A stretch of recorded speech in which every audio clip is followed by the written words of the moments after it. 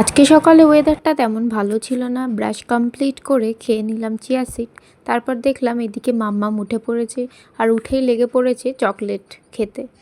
Chocolate খেতে বরাবরই খুবই ভালোবাসে, কিন্তু এই খাবার দেখলেই দৌড়ানো শুরু।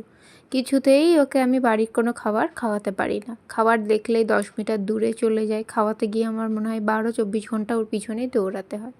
তারপরে আবার একটা চকলেট নিয়ে খাওয়া শুরু করে দিয়েছে।